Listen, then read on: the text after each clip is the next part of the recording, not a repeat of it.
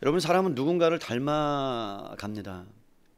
그리고 닮아가고 싶은 롤 모델이 있습니다. 그리고 어린 아이들이 자라가면서 가정에서 늘 부모님이 자녀들에게 물어보는 게 뭐죠? 학교에서 물어보는 게 뭡니까? 존경하는 사람이 누구냐 물어보죠. 그러면 아이들이 어렸을 때는 누구라고 얘기해요? 엄마요, 아빠요라고. 보통은 안 들으면 이상한 거죠. 간첩이죠. 대부분 아이들이 엄마, 아빠를 이야기합니다. 몰라서 그렇죠. 아빠의 실상을 모르고 엄마의 실상을 모르기 때문에 아빠, 엄마라고 얘기하죠. 위대해 보이고 대단해 보이고 모든 것들을 다 줄 수 있는 것처럼 보이기 때문에 그런 것 같습니다. 그런데 어느 정도 아이들이 자라가 보면 부모님의 실상이 들어오고 아버지의 어머니의 언어와 생각과 또 해주지 못하는 것에 대한 좌절들을 겪으면서 존경하는 사람이 누구냐 그러면 이제 대부분 위인으로 넘어가죠. 뭐 세종대왕을 만나본 적도 없으면서 존경한다던가, 그 다음에 또 누구를 존경한다던가 말을 합니다. 여러분, 존경한다라는 그 의미를, 사전적인 의미를 찾아보니까 이렇게 써 있더라고요. 남의 인격과 사상과 행위 따위를 받들어 공경하는 행위, 이것을 여러분 뭐라고 얘기하나? 존경한다라고 말합니다. 여러분, 누군가를 닮고 싶지 않아도 어떤 조직에 속하고, 그리고 어떠한 사람과 1년이고 2년이고 3년이고 10년이고 깊이 여러분 그 안에서 생활을 하다 보면 나도 모르는 사이에 그 사람의 어투를, 그 사람의 생각을, 그 사람의 사고를 여러분 따라가고 있다라는 것에 깜짝 놀랄 때가 있습니다. 영국의 어떤 청년이 정말 어떤 사람이 닮고 싶어서, 그리고 그 사람을 너무 좋아해서 여러분 자기가 지금까지 모았던 전 재산을 털어서 부모님을 설득해서 여러분 방탄소년단 지민, 이거 지민을 모르면 간첩이에요. 지민이 뭐 그다음에 슈가 뭐 이런 아이들, 그런데 지민이를 닮고 싶어서 얼굴을 15번 성형을 했대요. 그래서 여러분, 내가 사진을 보면서 지민이를 닮았는가 봤더니 모양새는 비슷한데 닮지는 않았지만 15번 수술을 하면서 그 친구를 닮아가는 행동과 그 다음에 언어들을 비슷하게 내려고 굉장히 애를 쓰더란 말이죠. 제가 그 이야기를 접하면서, 소식을 접하면서 물어보고 싶었던 게 있었어요. 뭘 물어보고 싶었냐면, 그토록 당신의 모든 것을 다 쓰더라도 왜 그 사람을 닮고 싶고 그 사람의 외모를 닮고 싶고 행동을 닮고 쉽게 만들었는가, 그것을 저는 꼭 물어보고 싶었어요. 그러다가 여러분, 한 가지 힌트를, 그 사람하고 인터뷰한 곳에서 한 가지 힌트를 발견했습니다. 이렇게 얘기하더라고요. 자기는 지민으로 태어나야 마땅한데 그렇게 태어나지 못했다는 거예요. 그래서 자기는 지민이가 되어야 되겠다라는 거예요. 그러니까 자기 자신이 지민이라고 생각하는 거죠. 그래서 지민이기 때문에, 이게 설교에서 이렇게 얘기해도 되는 거예요? BTS의 지민이를? 뭐 좋은 얘기니까, 닮고 싶은 거니까. 예를 들어서 여러분, 닮고 싶어서 그렇게 자기가 지민인데 지민이로 태어나지 않았으니까 닮기 위해서 외모부터 바꿨다는 거죠. 여러분, 그것이 왜 저에게 뇌리를 박히고 충격을 주었냐면, 나는 과연 하나님을 정말 닮고 싶은가? 나의 모든 인생을 송두리째 다 들여서라도 예수님을 닮고 싶고 하나님을 닮고 싶고 하나님이 내뱉은 언어와 생각과 가치관을 내가 따라가고 싶은가? 정말로 정직하게 한번 저한테 물어봤어요. 내가 목회의 길을 가기 때문에, 목회자의 길을 가기 때문에, 성직자의 길을 가기 때문에 정말로 너가 그런 거니? 라고 물어봤을 때 제 안에도, 제 속에서조차도 하나님을 닮고 싶기는 하지만 그럼에도 불구하고 세상 것이 좋아서 세상을 향한 마음이 제 안에도 있다라는 것을 발견하고 좌절을 하는 거죠. 그렇구나. 나도 여전히 하나님을 닮고 싶기보다는 세상을 닮아가고 싶고 세상의 이야기에 휩쓸려고 있고 세상을 좋아하는 것이 내 안에 가득 넘치는구나 라는 것에 또 한 번의 좌절을 하게 됩니다. 그러면서 오늘 본문을 맞닥뜨리게 된 거예요. 사도 바울이 이방인이었던, 하나님을 몰랐던, 세상에 취해 있었던, 세상을 따라갔던, 세상의 풍속을 따라갔던 그 자들을 향하여 뭐라고 말씀하냐면 정말로 너희가 닮아가야 될 대상이 있다. 너희가 반드시 따라가야 될 대상이 있다. 사랑하는 성도 여러분, 여러분이 지금까지 50인생, 40인생, 60인생, 70인생을 살아오면서 누구를 닮아가고 싶은 사람이 있었습니까? 정말로 목숨을 바쳐서까지, 인생을 다 바쳐서까지 닮고 싶은 분이 여러분 누구입니까? 정직하게 여러분들에게 물어보세요. 하나님을 정말로 닮아가고 싶습니까? 하나님을 정말로 닮아가고 싶어서 밤새 눈물을 흘리고, 그렇게 하지 못해서 내 마음에 가슴을 치고, 하나님 내가 주님을 닮고 싶은데 그렇지 못해서 내 마음이 아픕니다, 힘듭니다 라고 하나님 앞에 나아가면서 그렇게 여러분들이 하나님을 닮고 싶은 열망과 갈망이 있느냐 말이에요. 있는 분도 있을 거고, 조금 있는 분도 있을 거고, 아니면 그렇지 않은 분도 있을 거예요.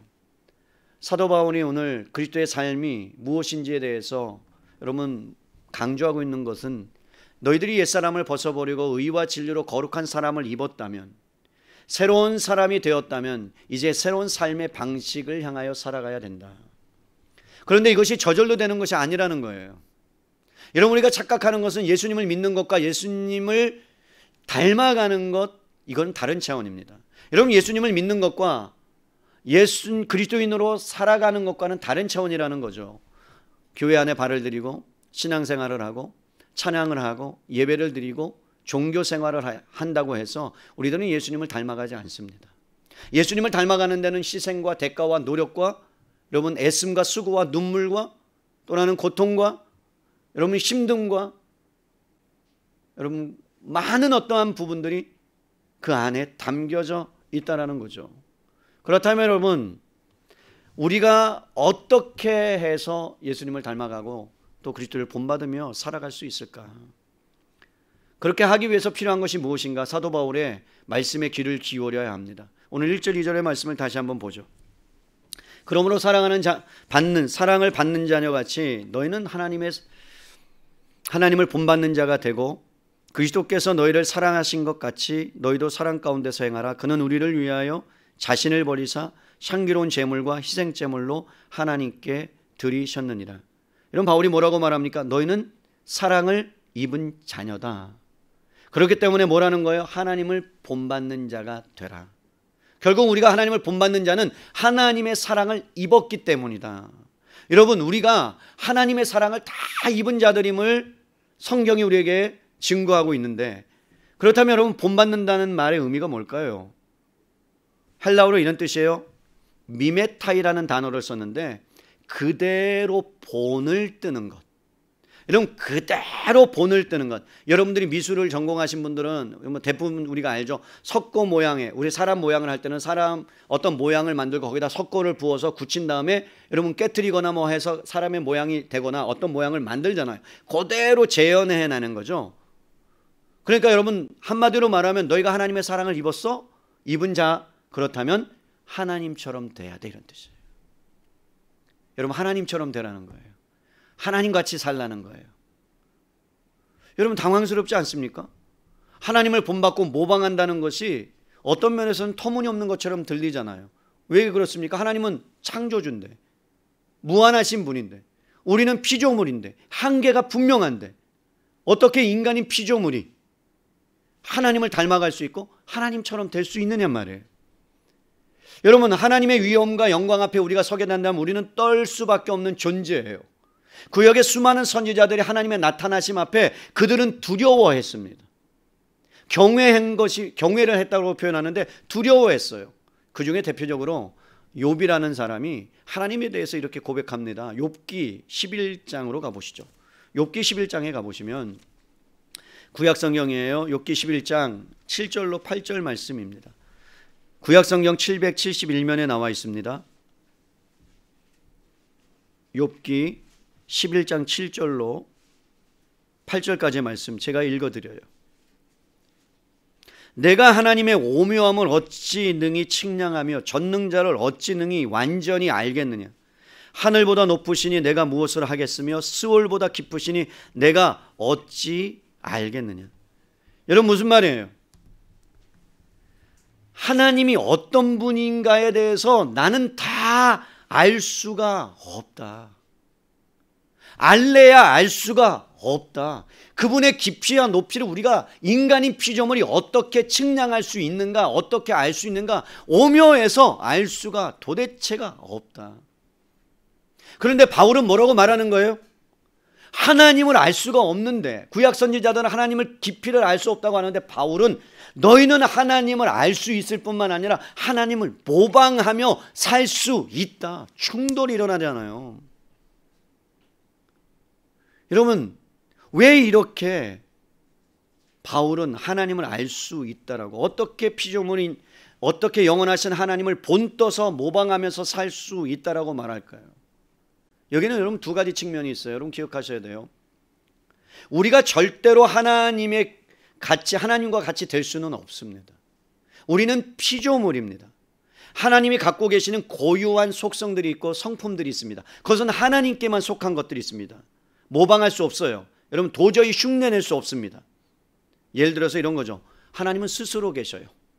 여러분 스스로 계시다는 건 원인이 없다는 이야기예요. 시작도 없어요. 끝도 없어요. 그래서 이렇게 말씀합니다. 이전에 계셨고 지금도 계시고 장차 오실 분이다.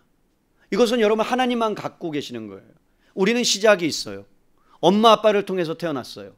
그리고 우주도 시작이 있어요. 세상도 시작이 있어요. 그리고 여러분 우리는 언젠가 죽을 거예요. 하나님 앞에 설 거예요. 끝이 있습니다. 하나님은 영원하신 분이에요. 그리고 항상 계셔요. 성경이 변치 않는다고 말씀합니다. 그러나 우리는 하루에 여러분 10번도 더 변해요. 이랬다가 저랬다가 이랬다 저랬다. 여러분 수만 번도 변하는 것이 인간입니다. 그렇다 그러면 여러분 하나님만이 갖고 계시는 것들은 우리가 소유할 수 없고 따라갈 수 없고 모방할 수 없어요. 그것이 하나님과 우리를 구별해 주는 여러분 속성이요 성품입니다. 바울은 여러분 우리에게 하나님을 본받아라 라고 말한 것은 하나님께 속한 것, 하나님에게만 속한 것을 따르라는 이야기가 아니고, 너희들이 하나님께 속한 것이지만 우리에게도 주신 것이 있다. 여러분들이 부인해도 우리 안에 하나님께서 주신, 하나님께서 만들어 넣으신 하나님의 형상과 본을 따라 살 수 있는 무엇인가를 우리에게 줬단 말이에요. 주셨단 말이에요. 그것이 뭐라는 거예요? 오늘 성경에 보니까 우리가 하나님을 모방하며 살 수 있는 것들은 하나님께 속한 거룩한 속성들이에요. 여러분 예를 들어서 이런 거죠.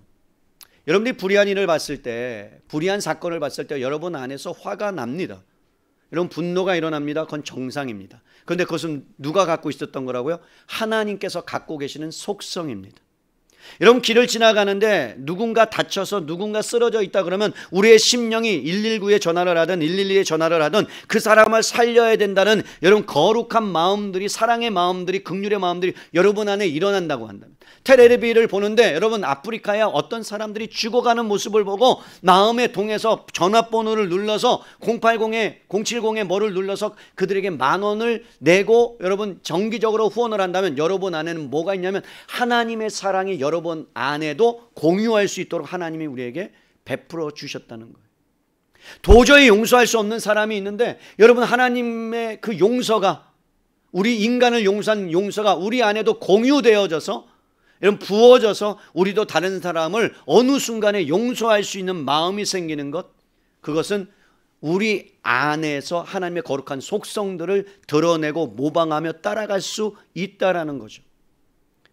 여러분 이런 것들을 보면서 하나님의 사랑을 입은 자녀가 우리가 되었기 때문에 우리는 하나님을 따라서 살 수 있고 모방해서 살 수 있고 하나님과 같이 하나님처럼 살아야 마땅하다라고 사도 바울이 말한다면 우리의 종착정자, 우리의 목표점은요 하나님을 따라가는 것이고 하나님을 모방해 가야 되는 거예요. 아이들이 어렸을 때 보면 아버지가 따라가는 모습을 여러분 애들도 흉내내잖아요. 걸음걸이도 흉내내잖아요. 그죠? 그 모습을 보면서 여러분 마음은 어떻습니까? 괘씸합니까? 아니잖아요. 이뻐 보이잖아요. 그것을 흉내내는 모습을 보면서.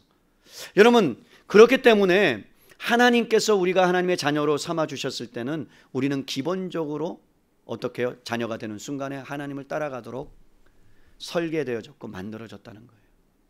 그러면서 생각하는 것이 뭐냐면 하나님은 인간을, 다른 피조물들을 여러분 필요로 하지 않는다는 사실에 저는 좀 충격이 되었어요.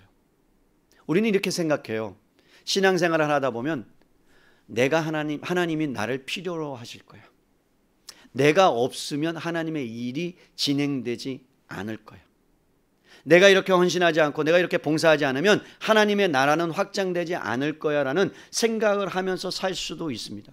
그런데 여러분 성경을 유심하게 관찰하고 연구하다 보면 사실 하나님은 여러분 피조물을 필요로 하지 않으세요. 우리가 필요 없으세요. 우리가 없어도 하나님의 나라는 전진할 것이고요. 우리가 없어도 하나님의 나라는 완성될 거고요. 우리가 없어도 하나님의 역사는 일어나게 되어 있어요. 그런데 우리는 우리가 필요한 존재다라고 우리 자신이 착각하면서 살아가는 게 문제죠. 여러분 하나님께서 삼위일체 하나님 안에는 사랑이라는 것으로 여러분 엮여져 있고 연합되어져 있어요. 완전한 사랑이 삼위일체 하나님 안에 있습니다. 교제가 그 안에 있습니다. 그렇다 그러면 하나님은 외로운 분이 아니세요. 외로워서 우리와 교제하기 위해서 우리를 만든 것이 아니세요. 하나님 안에는 충분하게 여러분 연합이라는 것이 사랑이라는 것이 그 안에 있기 때문에 우리를 필요로 하지 않습니다. 그럼 질문을 던져야죠. 왜 우리를 만드셨는가? 여러분 왜 우리를 만드셨습니까? 성경에 답이 나옵니까? 여러분 우리를 만드신 목적이 뭡니까?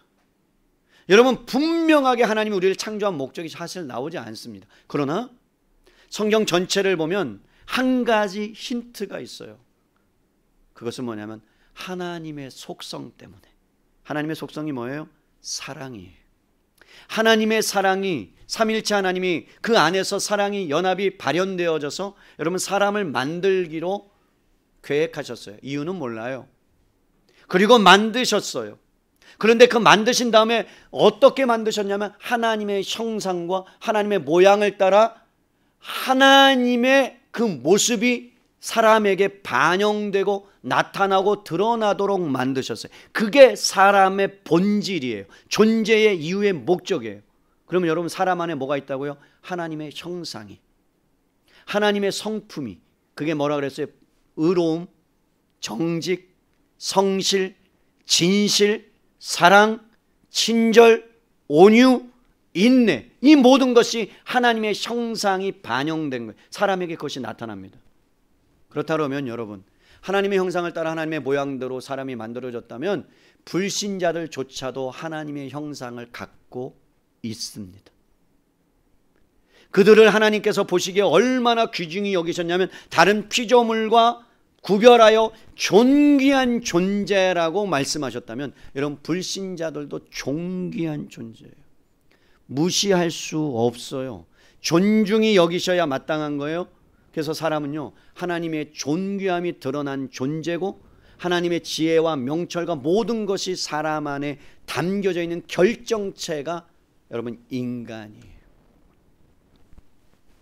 그래서 누구나 예외 없이 하나님의 DNA가 불신자나 믿지 않는 사람이나 믿는 자나 다 흐르고 있습니다. 그것을 여러분 우리가 기억하셔야 돼요. 비록 인류가 죄로 인해서 타락했습니다. 망가질 대로 망가졌습니다. 하나님의 형상이 망가졌어요. 복구할 수 없어서, 여러분 회복할 수 없어서, 그래서 하나님께서 하나님의 형상이신 예수 그리스도를 이 땅에 보내주셨어요. 이 땅에 보내주셔서 우리를 회복하게 하시는데 믿지 않는 자들에게도 하나님의 형상의 흔적이 남아있다는 거예요.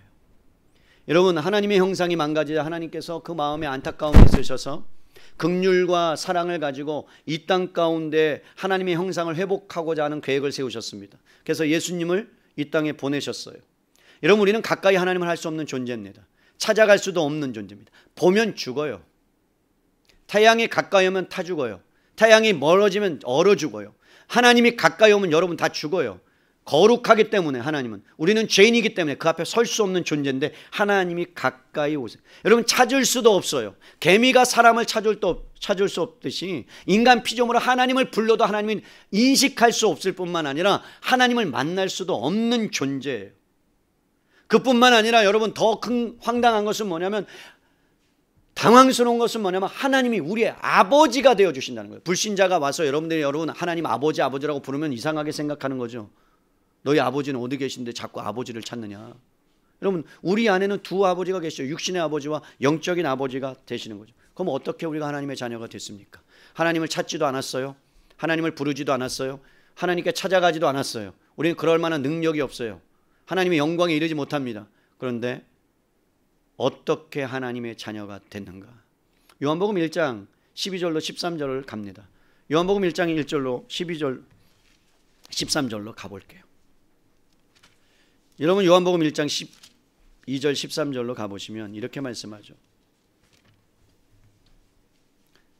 자, 12절 함께 읽습니다. 시작. 영접하는 자, 곧 그 이름을 믿는 자들에게는 하나님의 자녀가 되는 권세를 주셨으니. 여러분 어떤 역사가 일어나요? 영접을 해야 되는 거죠. 예수님을 마음속에 모셔드리면 그 이름을 믿는 자. 여러분 그 이름은 뭐예요? 예수 그리스도의 이름을 믿는 자.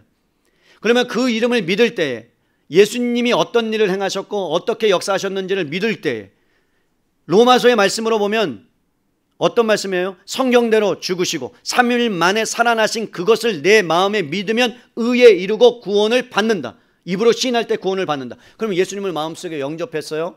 그럼 여러분 여기서 보면 주체가 누구예요? 내가 영접한 거예요? 예수님이 영접시키게 만든 거예요? 여기서 보면 우리가 영접한 거로 보여요. 맞죠? 맞아요, 안 맞아요? 맞죠? 영접하는 자 그랬으니까 우리가 영접하는 것처럼 보여져요. 우리가 영접하는 거죠. 그런데 하나님의 자녀가 되는 권세를 주셨다고 보여지는데 13절에 그렇게 말하고 있지 않죠. 뭐라고 말하죠? 이는 너희가 영접하는 것처럼 보이나 혈통으로나 육정으로나 사람의 뜻으로 나지 아니하고 오직 하나님께로부터만 너희가 구원받을 수 있다라고 하는 거죠. 우리가 내 발로 교회 와서 신앙생활 하는 것처럼 보여도요, 우리가 여러분 누군가의 전도를 통해서 교회 안으로 들어와서 하나님을 찬양하는 것처럼 보여도요, 하나님께서 여러분들에게 찾아오시지 않으면, 여러분 마음 문을 열어주시지 않으면 여러분들이 예수님을 주라고 볼 수 없고 예수님이 나의 구세주가 되고 생명이 되어지고 그리고 주인이라는 것을 깨닫게 하지 않으면 우리는 여러분 하나님의 자녀가 될 수 없다는 거예요. 오직 하나님의 역사가 있었기 때문이다. 이게 놀라운 사건이죠. 여러분 우리가 태어났을 때 부모님 밑에서 태어났을 때 우리가 부모님 고를 수 있어요, 없어요? 나는 정말로 흙수저인데 여러분 금수저 태어나고 싶다고 그래도 다시 태어날 수 없는 거죠. 태어나 보니까 부모님인 거예요. 태어나 보니까 좀 가난해요. 태어나 보니까 별로 형편이 없어요. 태어나 보니까 부자예요. 그건 그냥 내가 태어나 보니까 그런 거예요. 여러분 똑같아요.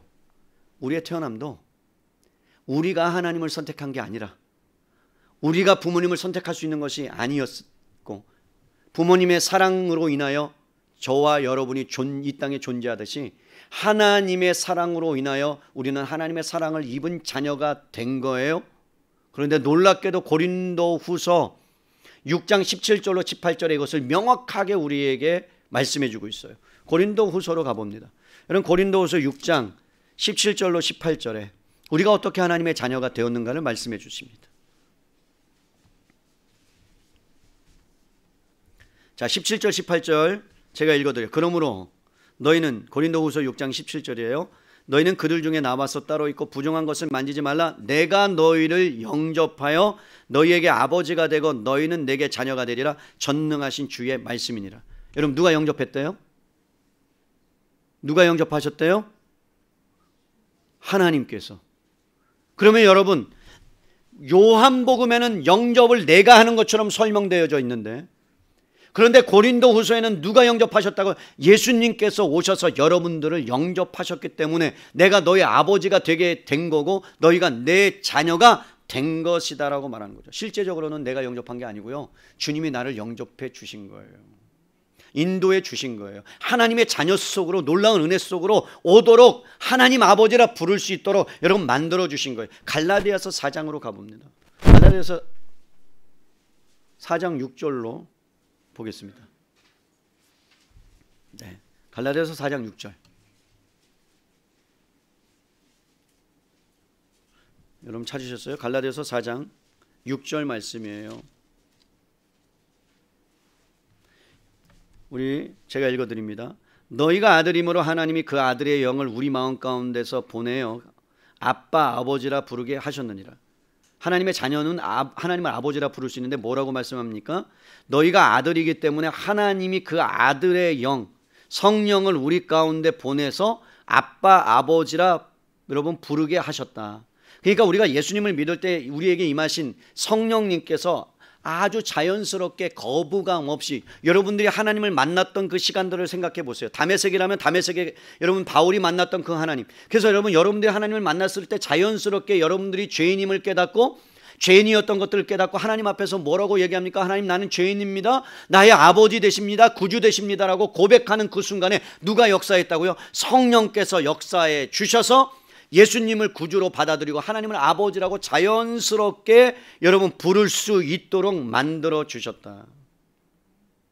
그런데 여러분, 그 역사에 누가 있느냐? 십자가에서 죽으신 예수님, 그분이 우리에게 하나님을 가르쳐 아버지일 뿐만 아니라 너희의 아버지라고 예수님께서 여러분 확증해 주셨다는 거예요. 그러니까 여러분, 예수님이 아니면 우리는 하나님을 아버지라고 부를 수 없는 거예요. 요한복음 14장 6절에 이렇게 말해요. 내가 곧 길이요 진리요 생명이니 나로 말미암지 않고는 아버지께로 올 자가 없다. 예수님이 아니고는 아버지를 아버지라 부를 수 없다.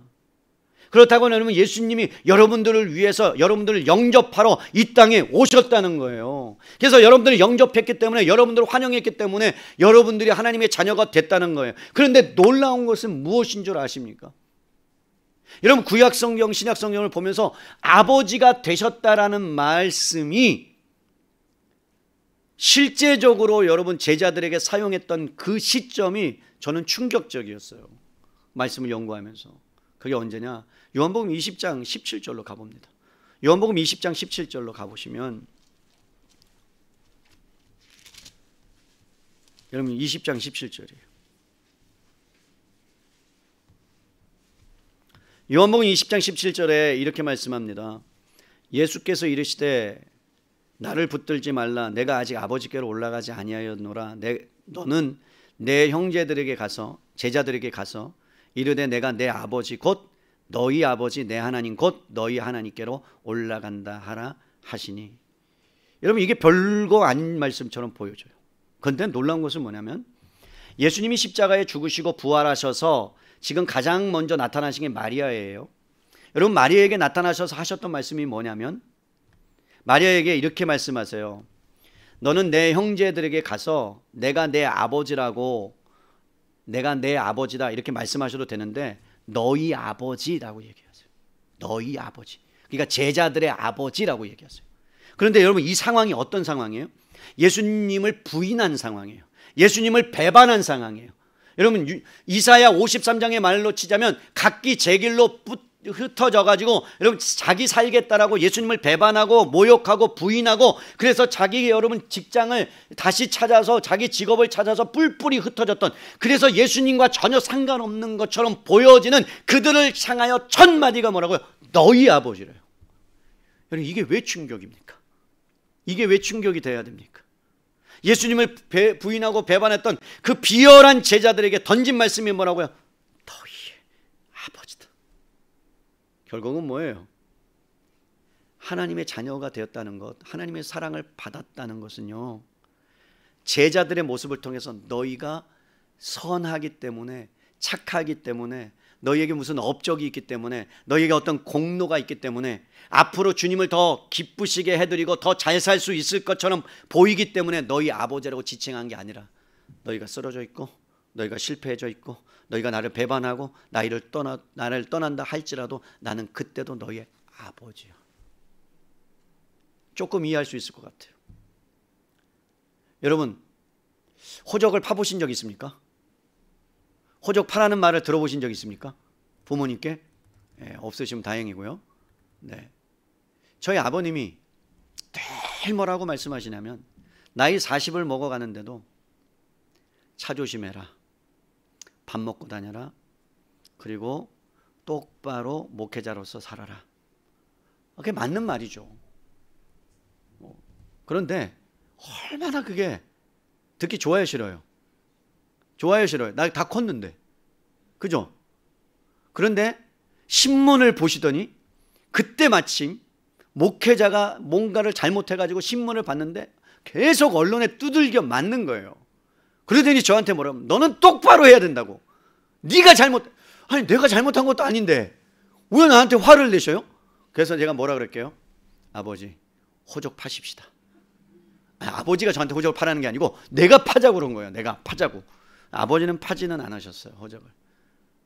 여러분, 무슨 말씀을 드리고 싶은 거냐면, 내가 무엇인가를 잘하고 무엇인가를 하나님 앞에서 사랑을 받을 만한 자격이 있어서 하나님께서 여러분들을 영접해 주신 것이 아니고요.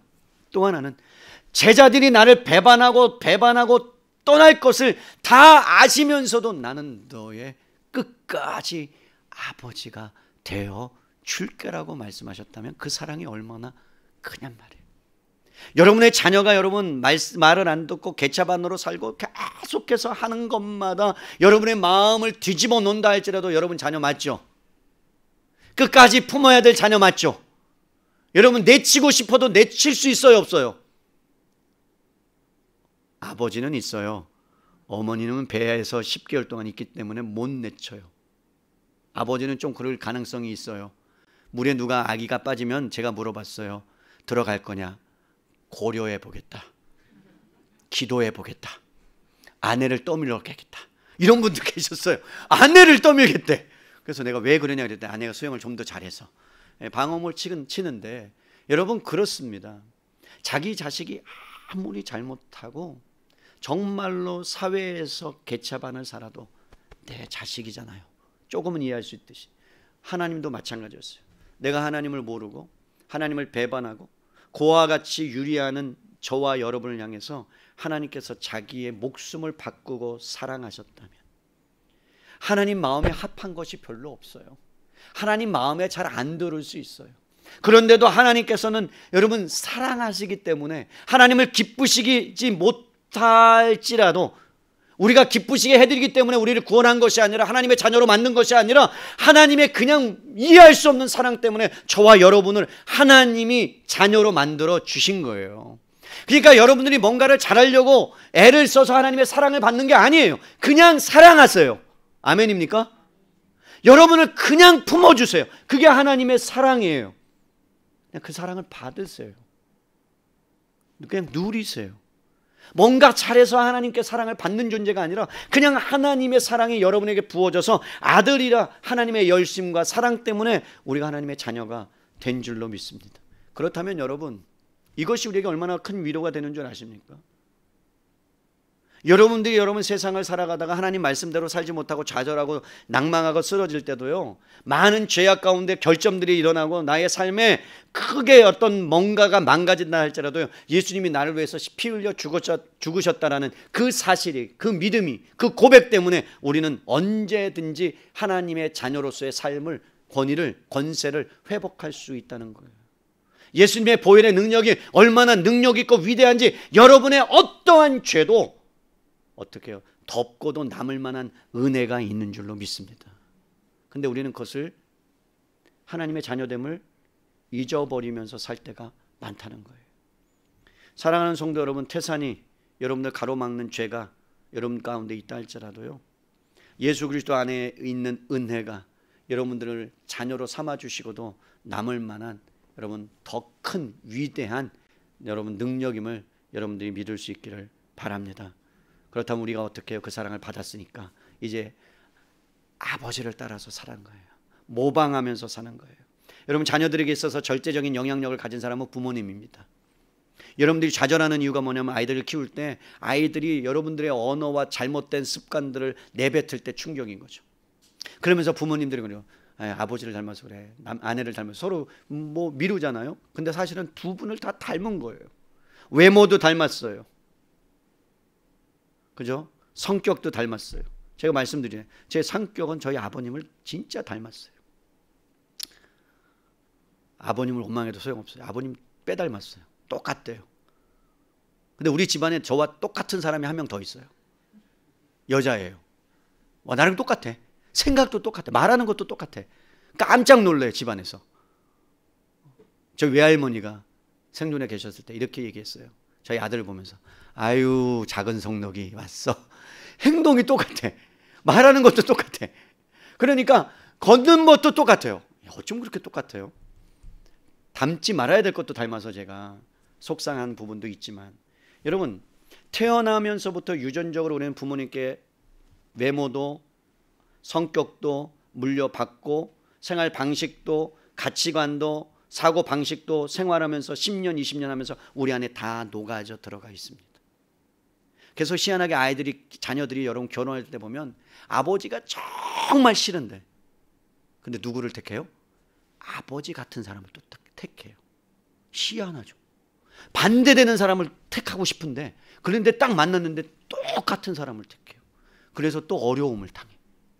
그러고 싶지 않은데 희한하죠. 그만큼 우리 안에 뭐가 여러분 영향력을 받고 있다는 거죠. 여러분 우리는 죄인이에요. 그러면 여러분 하나님 죄인된 우리가 하나님의 사랑으로 하나님의 자녀가 되었다면 그러면 우리가 하나님이 아버지라면 예전에 죄인 되었을 때의 습관이나 사고방식이나 가치관들을 여러분 버려야 되는 것이 마땅한데 그런데 여러분 그것이 얼마나 힘든지 얼마나 어려운지 새 사람으로 살아가는 게 얼마나 어려운지 사도 바울은 공고할 정도로 힘들고 고통스럽다. 필기까지 내가 죄와 싸워서 이겨내야 될 만큼 육신의 소욕과 성령의 소욕이 막 싸우는데 갈등이 일으키는데 여러분 이것을 택해야 되는 순간이 온다. 너무나도 여러분 그 죄악된 습관과 사고방식과 가치관을 버리는 것이 쉽지 않다는 거예요. 왜? 우리는 세상에 익숙하고 세상을 흉내내는 것처럼 살았기 때문에 모방하는 것처럼 살았기 때문에 세상의 방식이 좋은 거예요. 좋은 거예요. 편한 거예요. 세상의 여러분 방식을 따라가지 않으면 뒤처진 것처럼 생각하기 때문에 여러분 처진 것처럼 생각하는 거기 때문에 그 사람들의 행동과 사고방식을 그대로 재현하고 싶은 마음이 우리 안에 있는 거예요. 근데 주님이 뭐라 그래요? 너는 그럴 사람이 아니다. 하나님을 따라가야 된다. 왠 줄 아니? 하나님의 DNA가 너희한테 흘러가고 있기 때문에 그렇다. 그렇게 살아갈 수 없는 존재다라고 말합니다. 그럼 여러분 하나님의 자녀라면 이제 뭐가 여러분 안에 있어야 되느냐? 갈등이 일어나야 됩니다. 갈등. 어떤 갈등이요? 세상에 따라가는 사람들을 보고선 그것을 못 따라갈 때 하나님께서 기뻐하시는 하나님께서 원하시는 그 삶을 향하여 가야 되는 그 중간에 섰을 때 갈등이 여러분들이 있어야 되는데 갈등이 없이 그냥 세상이 좋아하는 것들을 따라간다면 여러분은 아직도 여전히 세상의 가치관에 함몰되어져 가고 있다라는 거죠. 여러분 그러면 하나님을 닮아가기 위해서 가장 우리에게 필요한 게 뭘까요? 어떻게 하면 하나님을 닮아갈 수 있을까요? 여러분의 소원이 정말 하나님을 닮아가고 싶다면 오늘 바울이 뭐라고 말씀합니까? 다른 건 없더라고요. 여러분 딱 한 가지였어요. 그게 뭐냐면 하나님의 사랑을 입은 자녀 같이라고 그러죠. 하나님의 사랑이 얼마나 크고 위대하고 깊은지 너를 향하여 죽기까지 사랑하신 그 사랑에 너희가 들어가라는 거예요. 다른 말로 표현할게요. 쉽게 하나님의 마음을 알라는 거예요. 하나님의 말씀에 귀를 기울이라는 거예요.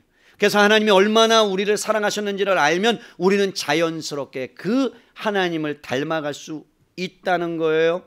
그러면서 한 가지 샘플을 우리에게 보여주십니다. 5장 2절 말씀이에요.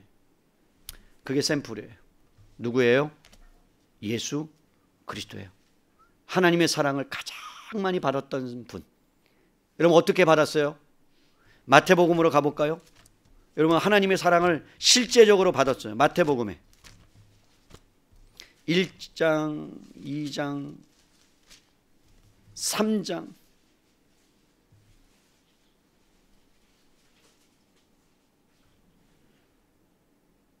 잠깐만요. 네, 3장이요. 16절, 17절에 볼게요. 여러분 3장 16절, 17절 우리 함께 읽겠습니다. 시작.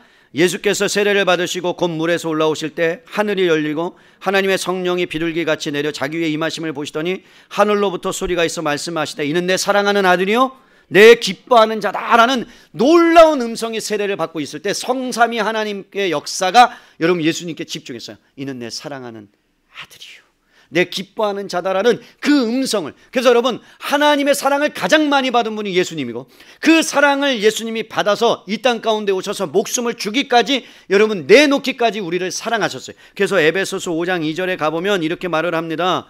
여러분 그리스도께서 너희를 목숨을 내줘서 사랑하신 것 같이 너희도 사랑 가운데서 행하라. 그러면 뭐 할 수 있다? 너희가 하나님을 본받을 수 있다. 사랑 안으로 들어가라는 거죠.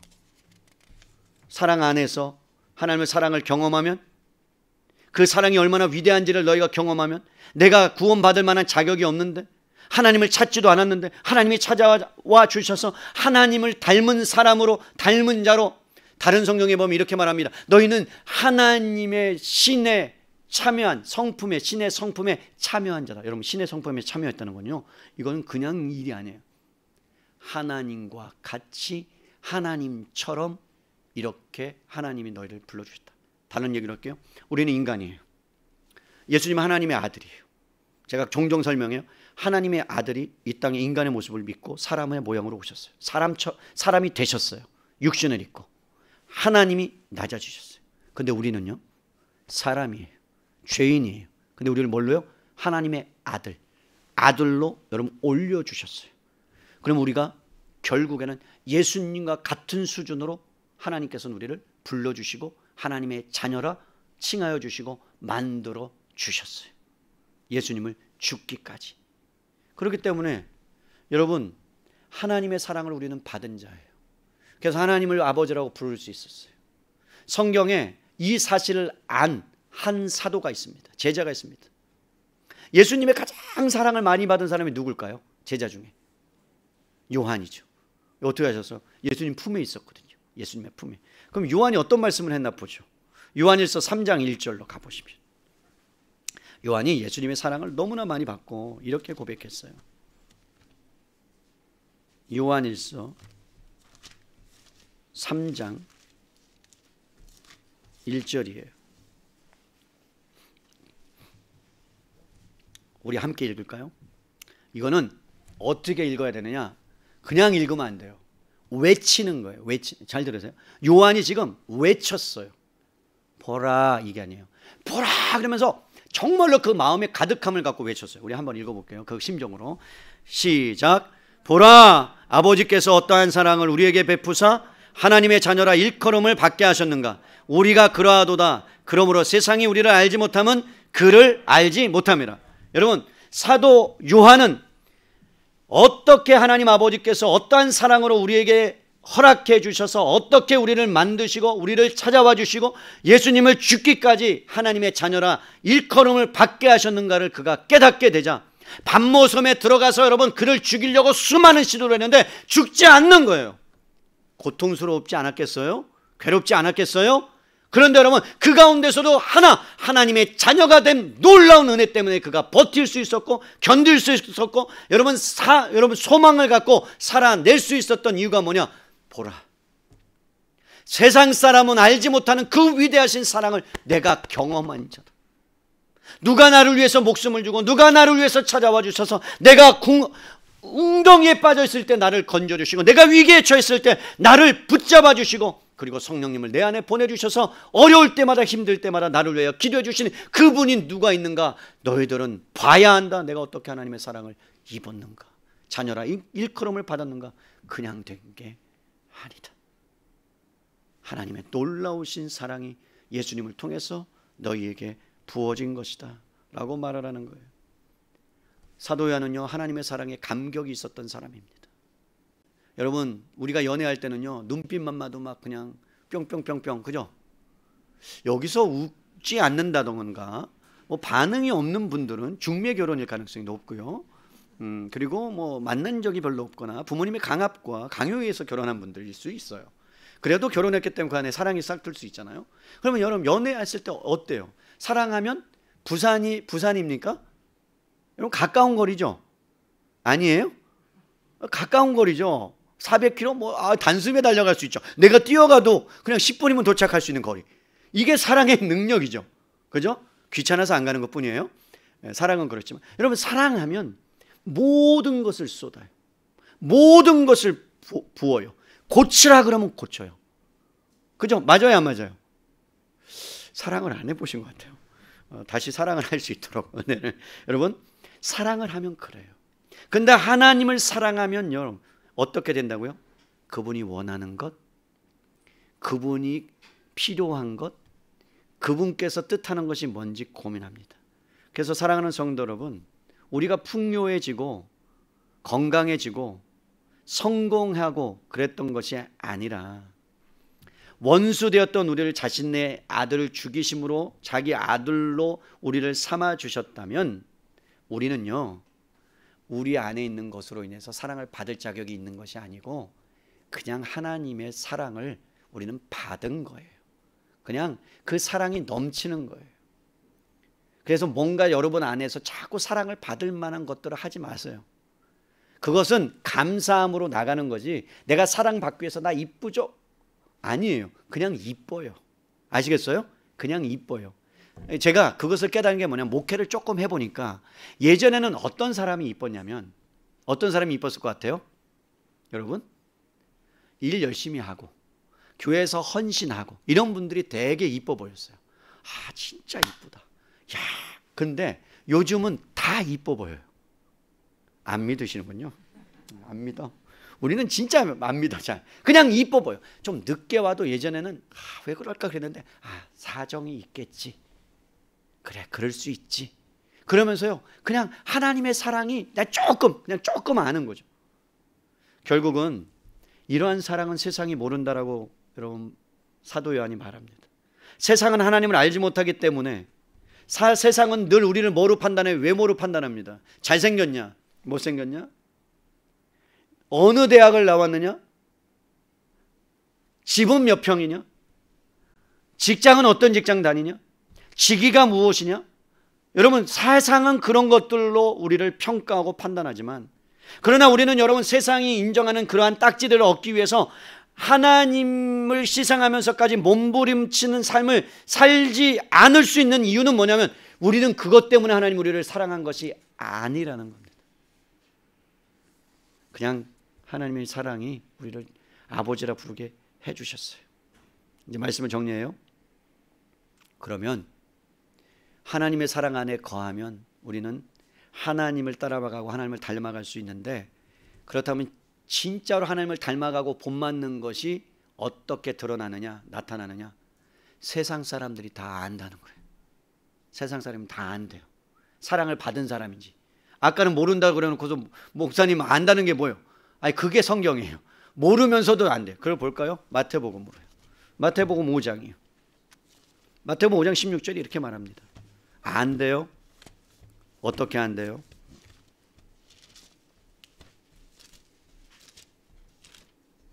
그들은 예수님이 사랑했는지 하나님이 사랑했는지는 모르지만 그런데 우리를 통해서는 안 돼요. 자, 5장 16절 함께 제가 13절부터 읽을게요. 너희는 세상의 소금이니 소금이 만일 그 맛을 잃으면 무엇으로 짜게 하리요? 후에는 아무 쓸데없이 다만 밖에 버려져 사람에게 밟힐 뿐이니라. 너희는 세상의 빛이나 산 위에 있는 동네가 숨겨지지 못할 것이요. 빛이 오면 여러분 어둠은 떠나요. 어둠 가운데 빛은 드러나요. 사람이 등불을 켜서 말 아래에 두지 아니하고 등경에 두나니 이러므로 집안 모든 사람에게 비치느니라. 16절 읽습니다.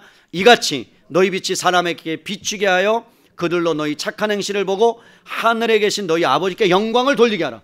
너희 안에 우리가 빛인데 여러분 하나님을 사랑하는 것을 우리가 경험하고 하나님을 닮아간다 그러면 여러분 안에 있는 의로움과 여러분 안에 있는 친절함과 여러분 안에 있는 성실함과 여러분 안에 있는 여러분 용서함과 여러분 안에 있는 사랑과 여러분 안에 있는 인내와 여러분 안에 있는 실학과 여러분 안에 있는 기쁨과 세상이 빼앗을 수 없는 것을 세상 사람들이 본다는 거예요. 그런데 세상의 가치로 보지 않는다는 거예요. 그 사람이 가진 것이 없고 그 사람이 가졌어도 그것으로 우월하지 아니하고 자랑하지 아니하고 교만하지 아니하고 그것으로 사람을 향하여 흘려보내고 하나님의 마음을 가지고 흘려보낼 때 세상 사람들이 야 이게 뭐가 다르구나를 그들의 모습을 보고 삶을 보고 언어를 보고 행동을 보고 알 수 있다는 것. 이게 뭐라고요?